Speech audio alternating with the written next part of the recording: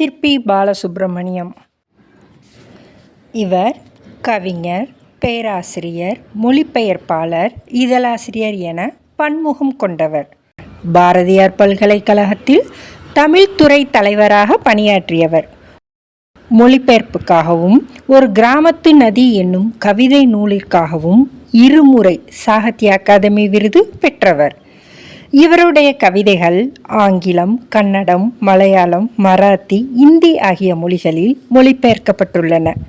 இவர் ஒளிப்பறவை, சர்ப்பயாகம், சூரிய நிழல், மௌன மயக்கங்கள், பூஜ்யங்களின் சங்கிலி முதலிய பல கவிதை நூல்களையும் உருவாக்கியுள்ளார்.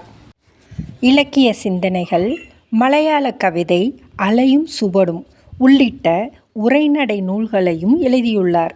மலையாளத்திலிருந்து கவிதைகளையும் புதினங்களையும் தமிழில் மொழிபெயர்த்துள்ளார்.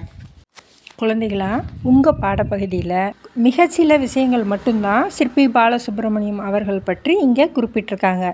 நிறைய விஷயங்கள் இருக்குது. அவரோட ஹிஸ்ட்ரி எடுத்து நீங்கள் படித்து பாருங்களே, பிரமிச்சு போயிடுவீங்க.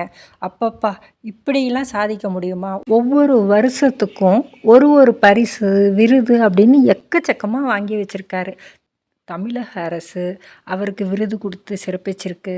இவர் வாங்கி குவிச்சிருக்க பரிசுகளை பார்க்கும்போது நம்மளுக்கும் இந்த மாதிரி பரிசு வாங்கணும், வாழ்ந்தால் இவர் மாதிரி இப்படி வாழணும் அப்படிங்கிற ஒரு எண்ணமே உருவாகும்.